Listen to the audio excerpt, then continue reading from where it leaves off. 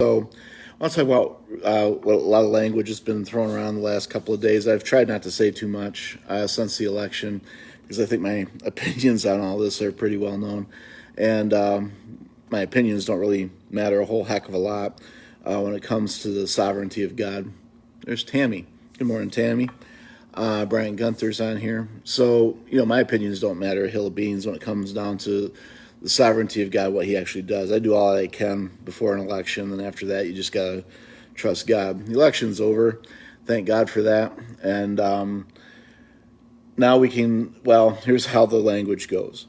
Now we can get back to work, or get down to work, not back to work. Now we have a reprieve, and now we need to get busy. Okay, so that's the language. I know what they mean.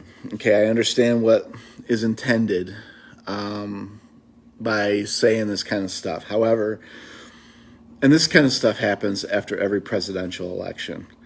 After Obama was elected, I remember I wrote an article and it got published by American Vision about Christians and persecution porn.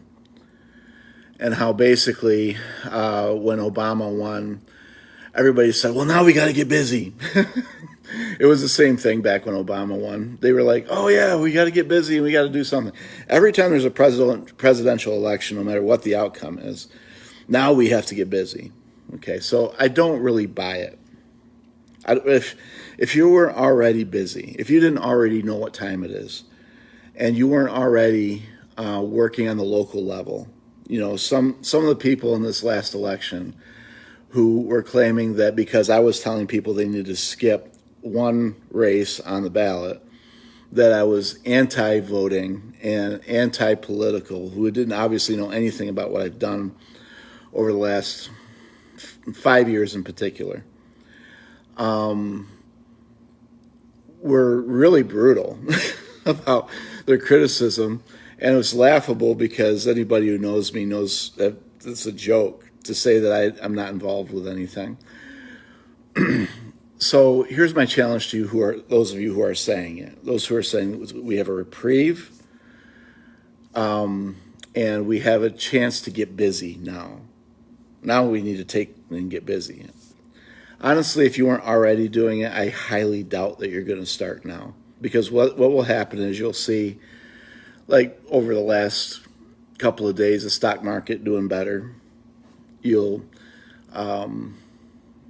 see that it's a lot of fun watching the neocon spin, reporting on all the liberal tiers and everything like that.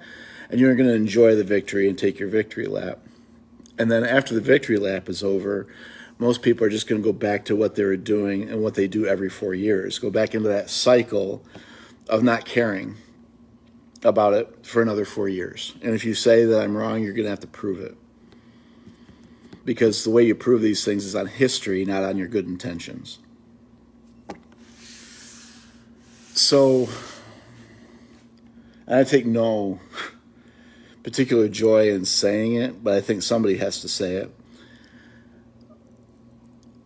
To think that this is a reprieve, if you're not paying attention to what just happened here, it's being reported even by the neocon outlets, which is saying something. If you think this is a reprieve, you need to pay attention to what just happened.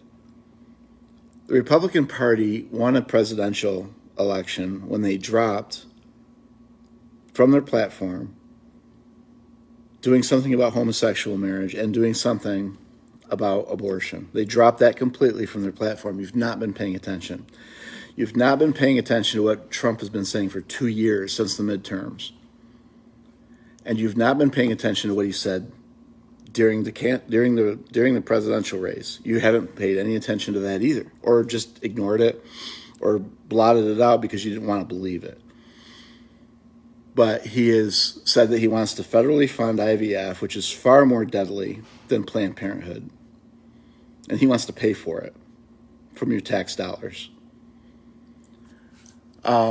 He's promised to veto any abortion ban that would come across his desk. National abortion ban. He'd veto that. He said that he thinks the states should walk back some of the restrictions, that they're too much. And he's talking about the heartbeat bill, which I'm not a fan of. I think it's too little. if you think that you have a reprieve from judgment when you just voted in a guy who has said all these things very clearly, there, you can Google it and it comes right up. If you forgot already, most people have, because of the euphoria or the dopamine, the dopamine hit that you got from this thing. This is not a reprieve. Now, I know what you mean. They're saying, well, because Kamala would have been bringing in Marxism, so we got a 4-year reprieve from Marxism. Okay. If you believe, honestly, that Kamala Harris has the brain power, or had the brain power, to take a democracy, or not a democracy, a representative republic, and its constitution, and flush the entire thing down the toilet and rebuild a Marxist economy in 4 years, you're high. I mean, she couldn't string 2 sentences together and make sense. And she's supposed to be the sharp one compared to former President Biden. She would not, in 4 years, they didn't do anything. They didn't do anything. This is not a reprieve. You're looking at when, all the reformers said it. When God wants to judge a nation, he gives them wicked rulers. Well, he's less wicked. Okay, I got it. That's fine.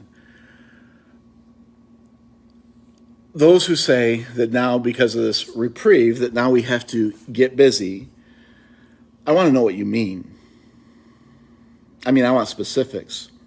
Like, what's the plan in 4 years so that we're not swimming in the sewer again when it comes to a presidential candidate? I mean, what's the plan? He's a one-term. You literally are excited about a lame duck president. Always, whenever you have a 2-term president, the second term, he's a lame duck president. So you got your lame duck president. So now that you have that, what are you going to do so that we're not swimming in the sewer for a garbage candidate like this in, actually just in a couple of years, it'll start. You've got very little time. What's the magic pixie dust that we're talking about here? What's the magic formula? I was asking this question of the pro-life movement for a long time before they even had an inkling of what Dobbs was, right? Like, if Roe is overturned, then what's the play? Or how are we going to overturn Roe? Everyone I ever asked, no one could ever give me an answer. They got it. And what they got with the overturn of Roe with Dobbs is an increase in abortion, statistically, nationwide.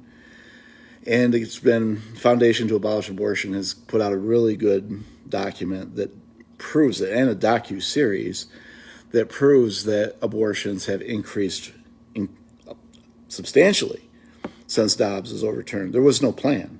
My point of bringing that up is to say, if you don't have a plan for this in the next 2 years, really, to get us a candidate that's not going to be having us swimming in the sewer, then you better get to it. And what's your plan? I don't want to get too lost here in my thoughts, so I'll move on to this idea. Now, because the Republican Party won by shelving the pro-life issue, and Steve Deace pointed out that only 22%, in the exit polls, only 22% of evangelicals voted in favor of Trump.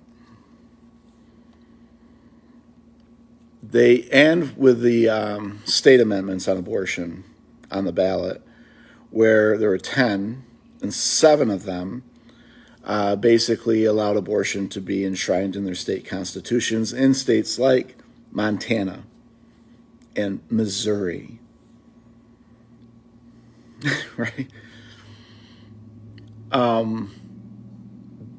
The same voters that voted for Trump And even in Florida, if you look where they were able to stop it, in Florida, where Trump won, the number of voters that also voted against or voted for abortion, essentially, with those proposition 4, are enormous. The Republican Party has changed, and with this, and I say it's probably changed for a indeterminate period of time going forward in the future, because now what Trump has been saying for 2 years turned out to be true, that the Republicans went too far politically. I say they didn't go far enough. He's saying they went too far politically, and now he's proven that he was right by winning an election without the pro-life issue. Now, I know they're trying to spin it. I'm telling you, the pro-life CEOs right now are spinning this thing like they're DJs in a hip hop, doing hip hop or something, you know what I'm saying? Back in the day, they're spinning records, right? And so that's what they're doing. In fact, I read a quote from Marjorie, I can never say her name, Denfowler or whatever the heck her name is, from Susan B. Anthony List. She came out today and made a statement about the election. And in that statement, she said, I posted it on Instagram just a minute ago. In the middle of that statement, she says, Democrats are against reasonable restrictions against abortion. That's a pro-life executive trying to spin doctor this election by saying there's reasonable limits on abortion. Pray tell me, Marjorie, what exactly would be an unreasonable restriction on child sacrifice? What would that look like? What is a reasonable restriction on child sacrifice? You see, this is where it's going to head. It's already heading there within days. I tried to warn people about this, and I was accused of all kinds of stuff. And the thing that's bothered me the most are those that I never anticipated would walk away from this issue, from child sacrifice, walk away from it in order to support a candidate who is pro-child sacrifice. Now, you can call it whatever you want to call it. You can reason however you want to reason with it. I've been trying to point it out as being compromised, and I get super criticized for it. I don't care.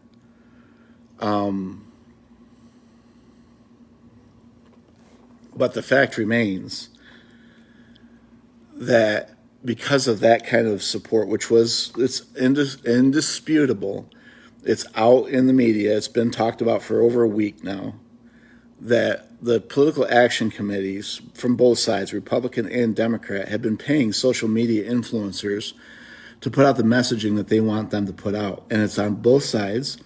Planned Parenthood put a lot of money into Kamala Harris's campaign, but have you ever stopped to ask yourself who's putting money who put money into the Trump campaign with the social media influencers? Did you know that Turning Point USA, headed by Charlie Kirk, received $3 million in 2023 to put out campaign messaging? We don't even know for 2024 how much they received yet. And when asked by it from Washington Post journalists, they wouldn't reply.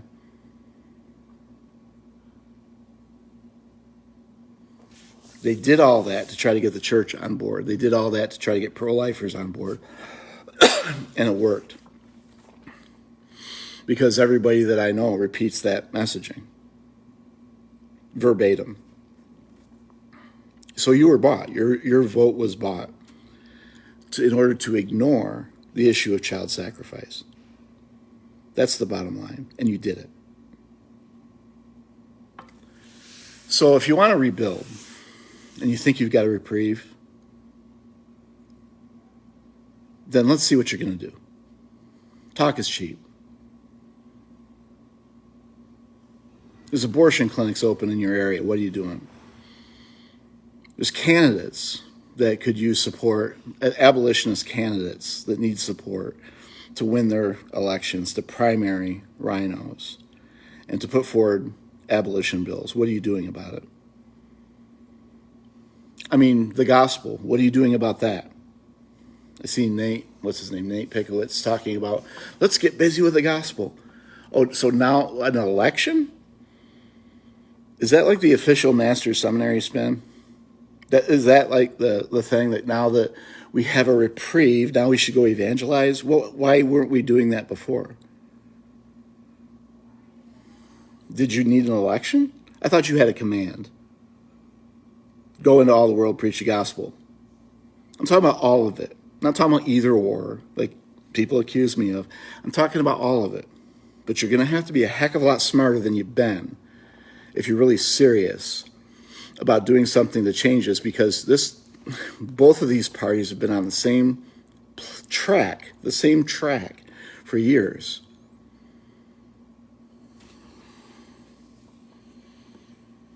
I hear the argumentation, and I'm not going to talk much about it from here on forward, I promise, because I've got stuff to do. I've wasted too much time with it already, apparently. But I do want to say this because I do want to wrap it up now that it's all over. A lot of you were saying we need to protect the Constitution, forgetting that your churches were closed in 2020 because of orders from this president, who ordered a national quarantine and ordered churches closed. You remember that? You remember why you were following arrows down supermarket aisles, walking in certain directions? Do you remember when you were, forced to wear masks everywhere? Where did that come from? That wasn't Biden.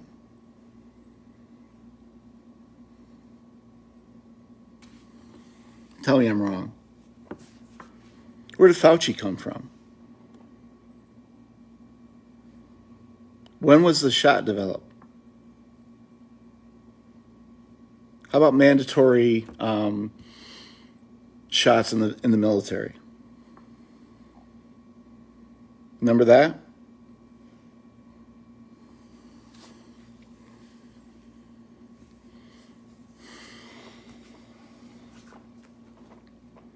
The ignorance. And if you think that a guy's going to act differently when he's actually walked back on the things that he was voted on in the first term when it comes to homosexual marriage and the pro-life issue, you really are deceived. So my question then to you is, what are you going to do? And all these people have been lecturing me because I voted for Skip. But in the meantime, watch the rest of my life. And maybe listen to why I said vote for Skip. Because you didn't get a reprieve. This is the judgment.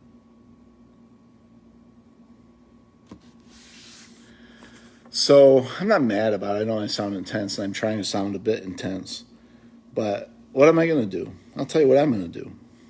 I'm not doing anything different. Not a thing. Because what I've been doing has been punching the culture in the mouth. So, like, co-producing videos on abortion, co-producing animated shorts on abortion, coordinating, like volunteers for David Lowe, who beat the Rhinos, Stephanie Click here in Texas. I did that. I don't know how much more of that I'm going to be able to do, to tell you the truth. Not because I don't want to, or I don't think it's working, but now that the Republican Party has learned that the way that you win is by leaving the pro-life issue alone, the issue of child sacrifice, leaving it alone.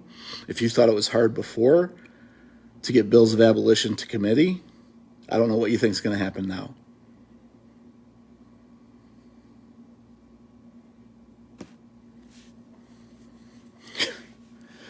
people don't think. And you supported it. You made your job a lot worse, a lot harder by supporting it. Because now the Republican Party will have learned one lesson from this. Well, actually two. Number one, you don't need the evangelicals to win. Number two, you definitely don't want the pro-life issue to win. Number three, gay marriage is out. That's so 2012.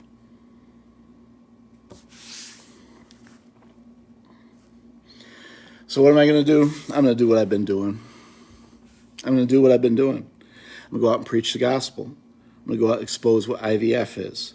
I'm going to go out and just keep working with the people that I trust and work with to send a message to this culture that this is child sacrifice and that it's evil and that we shouldn't compromise with it. A lot of my friends got involved. My wife is texting me. She says, "You're going to make a quick video." We're getting ready to leave. We're in Abilene, heading home. But she got me off track. I shouldn't even thought about it. I'm going to keep doing what I've been doing and keep preaching the gospel. And I don't think we can do what we were doing before because of what the Republican Party has done here. But I'm going to keep on doing what I've always been doing. Preaching the gospel, being an elder in the church, leading. And I think, honestly, in that ministry, and I have been doing this already, especially when I was preaching through the book of Micah, I'm trying to prepare the people in our church for worst case scenarios and how to live as Christians in the worst case scenario. Because as long as the church, big C, evangelical church, keeps on compromising this way in order to get what they think is a short-term gain, I think it's just judgment. It is the judgment. And so I think because the church is deaf, apparently, and its leaders don't really understand the issue at all, don't understand politics at all, that I think what we're going to end up having is a full-on judgment. It just keeps getting worse. You thought the pandemic was bad. I don't know. No, Jesus, I didn't hear about Amarillo. What happened there? I can guess. Did they pass their proposition? Jesus, if you can tell me what happened in Amarillo. Did they pass that sanctuary city ordinance?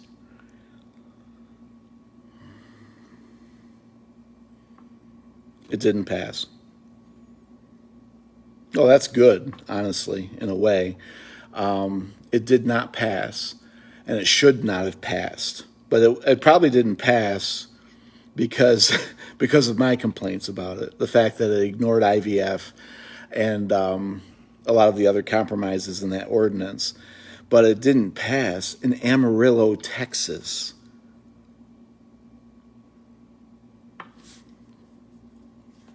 Same voters, I'm sure, voted for Trump.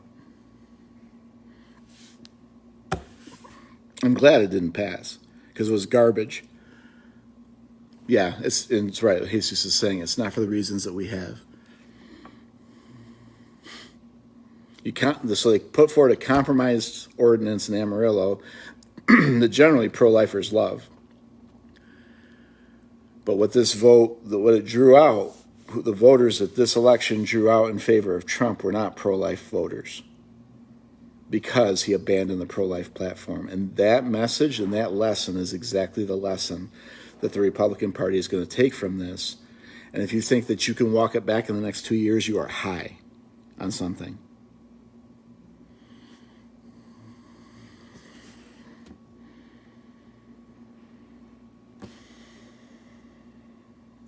We need to stop compromising.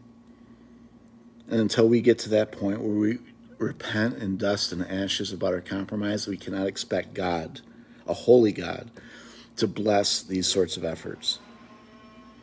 He will not bless an effort that contradicts his character. That's how he works in his providence. And Scott's pointing out here, Arizona passed Proposition 139 for a constitutional right to abortion. My understanding is in Arizona, they won that with about the same sort of numbers that New York State passed theirs with. Tell me how we're winning. I'll wait. Tell me how we're winning. I'll wait. Explain to me, but use small words because I'm really stupid and I don't understand.